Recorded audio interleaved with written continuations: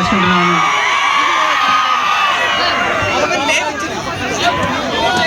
ఈరోజు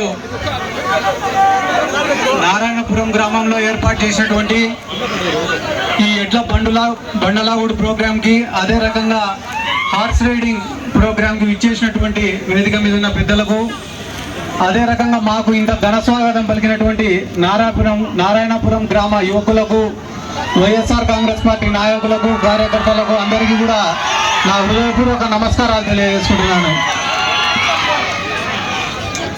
సంక్రాంతి పండుగ అంటేనే ఒక రైతుల పండుగ. ఇది పంట చేతికి వచ్చే సమయం. ఉద్యోగ రీత్యా, వ్యాపార రీత్యా, చదువుల రీత్యా ఎక్కడెక్కడో ఉండే వాళ్ళు కూడా తిరిగి ఇంటికి వచ్చి కుటుంబ సభ్యులతోటి సంతోషంగా జరుపుకునే రోజు ఈరోజు. అటువంటిది ప్రతి ఏటా ఈ గ్రామ ప్రజల కోసం, ఈ ప్రాంత ప్రజల కోసం ఎంతో ప్రతిష్టాత్మకంగా మదన్ మోహన్ రెడ్డి గారు, ఆయన టీం ఇంత ఖర్చు చేసి ఈ కార్యక్రమం చేస్తున్నందుకు మనస్ఫూర్తిగా వాళ్ళని నేను అభినందిస్తున్నా.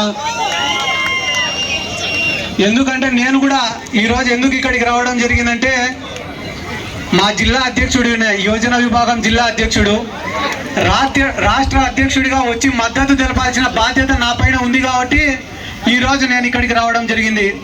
ప్రతి గ్రామము, ప్రతి నియోజకవర్గము ఈరోజు తిరగడం మొదలు పెట్టాం. ఎందుకంటే ఇంకా ఎన్నికలకు కేవలం 2 నెలలు మాత్రమే టైం ఉంది. ఇంకా ఆట మొదలు పెట్టాల్సిన దానికి టైం దగ్గరకైంది కాబట్టి ఈ రోజు నుంచి ఖచ్చితంగా గడప గడప తిరుగుతా, ఊరు ఊరు తిరుగుతా, మండలం తిరుగుతా, నియోజకవర్గం తిరుగుతా, రాష్ట్రం మొత్తం తిరుగుతా, జెండా కట్టి జనంలోకి పోతా.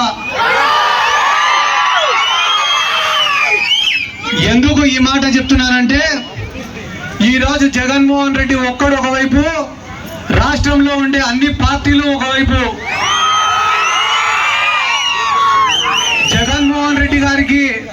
జగన్మోహన్ రెడ్డి గారికి మద్దతు కూడగట్టడానికి రాష్ట్రంలో ఉండే యువకులను అందరినీ కూడా కలుస్తా. ఈ రోజు నుంచి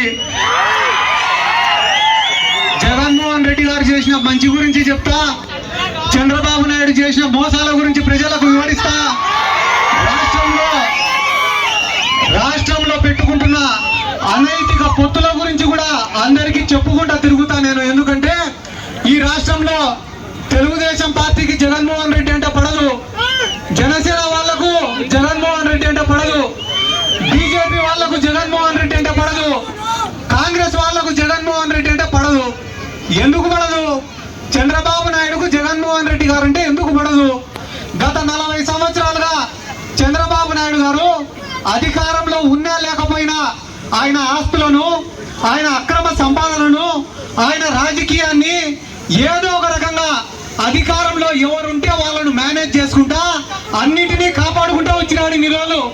కానీ జగన్మోహన్ రెడ్డి గారు ముఖ్యమంత్రి అయిన తర్వాత ఆయన చేసిన స్కాములు బయటపడినాయి, ఆయన చేసిన అక్రమాలు బయటపడినాయి. చివరికి ఈ రోజు కుప్పంలోనే ఆయన ఓడిపోయే పరిస్థితి వచ్చింది. కాబట్టి చంద్రబాబు నాయుడు జగన్మోహన్ రెడ్డి గారిని విమర్శిస్తాడు.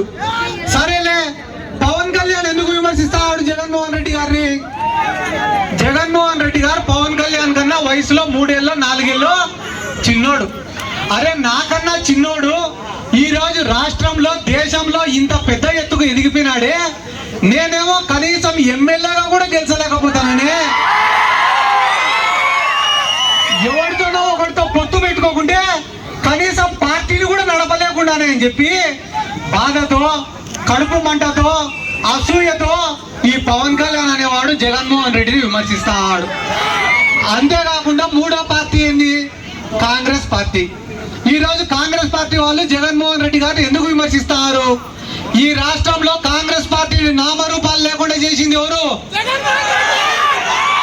అటువంటి జగన్మోహన్ రెడ్డి గారి పైన ప్రతీకారం తీర్చుకోవడానికి గుంటనక్కల్లాగా కాపలా కాస్తాంది ఈ కాంగ్రెస్ పార్టీ. ఇంకొక పార్టీ బీజేపీ పార్టీ.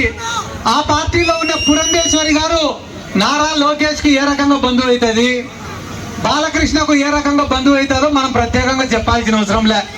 ఆ బీజేపీ వాళ్ళకు ఉండే బాధ ఏమరా అంటే 151 మంది ఎమ్మెల్యేలు, 22 మంది ఎంపీలు, రాజ్యసభ సభ్యులు, దేశంలోనే ఒక బలమైన నాయకుడైనాడు జగన్ జగన్మోహన్ రెడ్డి రేపు గాన జగన్మోహన్ రెడ్డి ఇట్లే ఎదిగితే ఏదో ఒక రోజు దేశ రాజకీయాల్లో కూడా చక్రం తిప్పుతాడనే భయంతో బీజేపీ వాళ్ళు కూడా జగన్మోహన్ రెడ్డిని విమర్శిస్తారు కదా.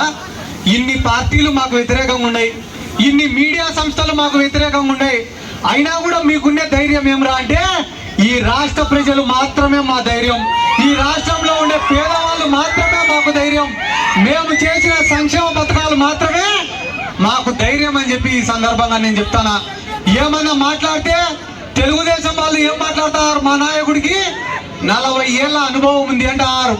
40 ఏళ్ళ అనుభవం ఉండే చంద్రబాబు నాయుడికి పేద విద్యార్థుల్ని చదివించాలనే ఆలోచన రాలే, పేద విద్యార్థులకు పౌష్టిక ఆహారం ఇవ్వాలనే ఆలోచన రాలే, పొట్టకూటి కోసం పక్క రాష్ట్రాలకు పోయిన జాలర్లకు ఫిషింగ్ హార్బర్లను నిర్మించాలనే ఆలోచన రాలే, పోర్ట్లను నిర్మించాలనే ఆలోచన రాలే, మెడికల్ కాలేజీలను నిర్మించాలనే ఆలోచన రాలే, జిల్లాలను పెంచాలనే ఆలోచన రాలే, అదే రకంగా ఒక గ్రామానికి వైద్యుడిని అందించాలనే ఆలోచన రాలే, అవ్వాతాతలకు ఇంటికాడికి పోయి పెన్షన్ ఇవ్వాలనే ఆలోచన రాలే.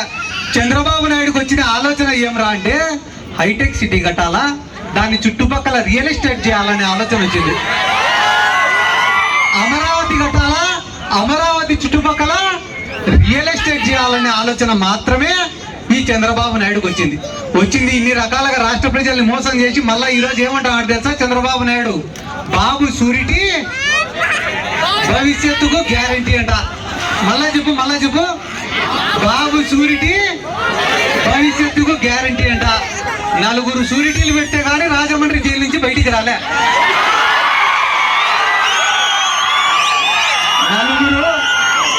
4 షూరిటీలు పెడితే కానీ రాజమండ్రి జైలు నుంచి బయటికి రానోడికి ఈ రాష్ట్ర ప్రజలకు గ్యారంటీ ఇస్తాడంట ఈ చంద్రబాబు నాయుడు.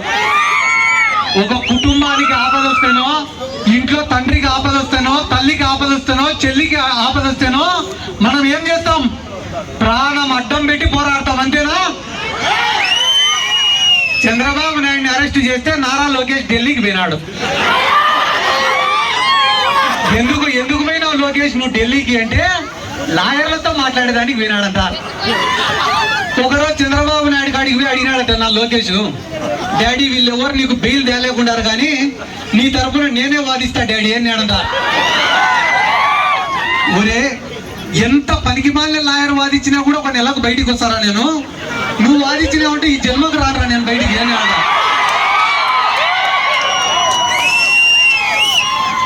అంటే ఎందుకు నేను చెప్తాను అంటే వాళ్ళకు కూడా ఒక ప్రోటోకాల్ సమస్య పడింది ఇప్పుడు. ఎవరికి? పవన్ కళ్యాణ్కు, నారా లోకేష్కి. నేను గొప్ప అంటే నేను గొప్ప, నేను గొప్ప అంటే నేను గొప్ప అని. మనం ఎవరినైనా తిట్టినామనుకో, నువ్వు లోకేష్ని ఎట తిడతావు, నన్నుగా తిట్టాల్సిందని పవన్ కళ్యాణ్ని తిట్టినామనుకో, వాడిని ఎట తిడతావు, నన్ను తిట్టాలని నారా లోకేష్. ఇట ప్రోటోకాల్ కోసమే మా ఊర్లో కూడా 2 కొట్టాడుకుంటూ అయినారు. ఒక నాయకుడు ఉన్నాడు, ఆ నాయకుడు వెనక పక్క బలమైన కార్యకర్త ఒకడు ఉన్నాడు.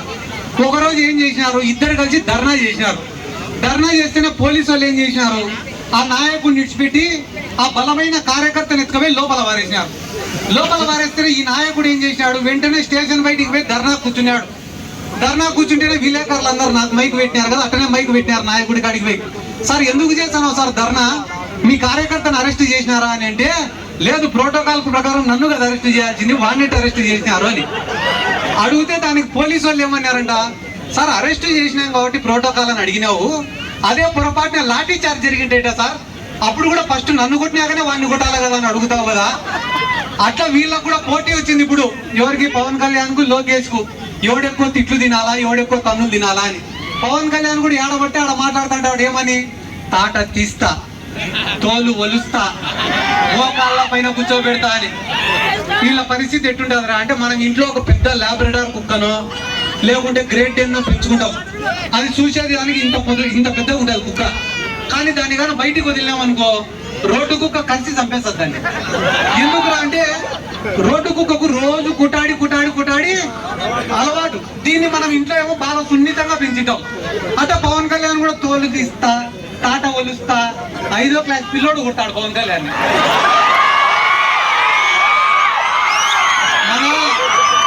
మన గవర్నమెంట్ స్కూళ్ళల్లో చదువుకుని 5వ క్లాస్ పిల్లోడు కొట్టాడు. ఎందుకంటే ఈ పిల్లల కష్టాలు తెలుసు, నష్టాలు తెలుసు, అవమానాలు తెలుసు, బాధలు తెలుసు. పార్టీ. వీళ్ళకేం తెలుసు? ఏసీ కారణాల్లో కూర్చునేది, బయటకు వచ్చేది, ఊగిపోయేటట్ట బయట మాట్లాడేది, మళ్ళా ఇంటికి పోయి మత్సంగా అన్ని మర్చిపోయి పడుకునేది. వాస్తవమే కదా? జగన్మోహన్ రెడ్డి గారు ఏ రోజన్నా కూడా పవన్ కళ్యాణ్ కానీ ఇంకొకరిని కానీ తప్పుగా మాట్లాడినాడా, దూషించినాడా? ఇదే పవన్ కళ్యాణ్ మైకు పట్టుకొని వీధి వీధి తిరిగి చెప్పినాడు. ఏమని? చంద్రబాబు నాయుడు, నారా లోకేష్ నా తల్లిని దూషించినారు, నా తల్లి గురించి తప్పుడు ప్రచారాలు చేసినారని చెప్పి రాష్ట్రం అంతా తిరిగి చెప్పినాడు. అదే పవన్ కళ్యాణ్ ఈ రోజు ఏం చేశాడు? చంద్రబాబు నాయుడు సంఘం నాకుతాన్నమాట. వాస్తవమా కాదా? ఒక్కసారి ఆలోచించండి. నేను మిమ్మల్ని అడుగుతాను, ఒక్క మాట చెప్పండి. మీ ఇంట్లో తల్లిని కానీ, చెల్లిని కానీ, భార్యను కానీ ఎవడైనా కూడా తప్పుగా మాట్లాడితే ఏం చేస్తారు మీరు? మాట తీస్తావా? కొంతమంది వెనక పక్క వెరైటీ చెప్తారు, మాట్లాడకూడదు. వాస్తవానికైతే మన ఇంట్లో వాళ్ళ గురించి ఎవరైనా మాట్లాడితే కోపం వస్తే కొడతాం, తిడతాం, ఇంకా మనకు శక్తి ఉంటే నరుకుతాం. ఒకవేళ అది చేసే శక్తి గాన మనకు లేకపోతే కనీసం అటువంటి వ్యక్తులకు దూరం ఉంటాం. లేదా ఏదో ఒక రోజు మనకు ఆ శక్తి వచ్చినప్పుడు గుర్తు పెట్టుకొని మరి తొక్కుతాం. కానీ ఈడ పవన్ కళ్యాణ్ దేశ రాజకీయాలు, సుభాష్ చంద్రబోస్, జవహర్లాల్ నెహ్రూ, మహాత్మా గాంధీ, మార్క్సిజము, లెనినిజము, చెగువీరా, ఈ పేర్లు కూడా ఇలా నేను ఎప్పుడు పవన్ కళ్యాణ్ చెప్పినాక నేను చదవడం మొదలుపెట్టిన వీళ్ళందరూ ఎవరు ఏం కథ అని. అంటే ఎందుకు నేను ఈ మాటలన్నీ చెప్తానా అంటే, ఇంతమంది గొప్ప గొప్ప నాయకులు, స్వతంత్ర సమర యోధులు, పోరాట యోధుల గురించి చెప్పే పవన్ కళ్యాణ్ గారు ఆయన తల్లి గురించి మాట్లాడిన వాళ్ళతో ఈరోజు పొత్తులు పెట్టుకుంటున్నారంటే వీళ్ళకు జగన్మోహన్ రెడ్డి అంటే ఎంత భయమో లేకుంటే ఇదో ఒక్కసారి ఆలోచన చేయమని అడుగుతాను నేను. ఎందుకంటే నాకు మనసులో లేకుంటే కానీ ఏ వ్యక్తి గురించి కూడా నేను పొగడను. ఇక్కడ అనిపిస్తేనే పొగుడుతా తప్ప ఒకరి గురించి భజన చేసే వ్యక్తిని కూడా కాదు. నేను మా ఊరి గురించే చెప్తాను. ఎక్కడి గురించో వైఎస్ఆర్ కాంగ్రెస్ పార్టీ పరిస్థితి ఎట్లుందో చెప్పడానికి ప్రపంచం అంతా తిరగాల్సిన అవసరం లే. ఒక్క గ్రామానికి పోయి చూడండి.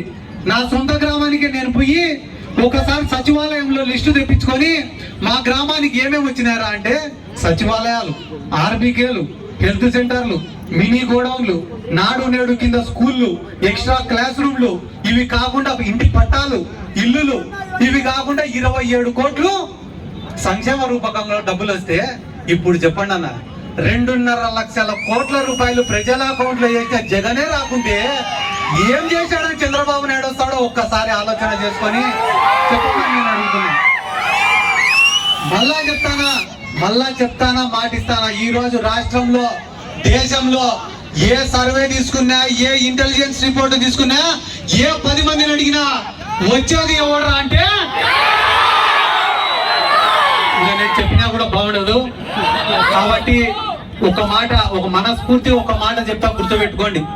దేశంలో ఏ ప్రభుత్వానికైనా కూడా 5 సంవత్సరాలలో ఇచ్చిన మాటను నిలబెట్టుకోవాలంటే, చెప్పిన వాగ్దానాలన్నీ నిలబెట్టుకోవాలంటే అది అయ్యే పని కాదు. 60% వాగ్దానాలను నెరవేర్చినా కూడా ఆ ప్రభుత్వం పాస్ మార్కులు సాధించినట్టనే. కానీ మన రాష్ట్రంలో జగన్మోహన్ రెడ్డి గారు 95% వాగ్దానాలను నిలబెట్టుకున్నాడు. అది కూడా 5 సంవత్సరాల కాలంలో కాదు, కేవలం 3.5 సంవత్సరాల కాలంలోనే. మిగిలిన 1.5 సంవత్సరం కాలం కూడా కరోనాకు పోయింది. ఆ కరోనా లాంటి క్లిష్టమైన సమయంలో కూడా ఇచ్చిన మాటను నిలబెట్టుకునే గొప్ప వ్యక్తి వైఎస్ జగన్మోహన్ రెడ్డి గారు. అటువంటి జగన్మోహన్ రెడ్డి గారి కోసం పోరాడడానికి నేను సిద్ధం, మీరు సిద్ధమా?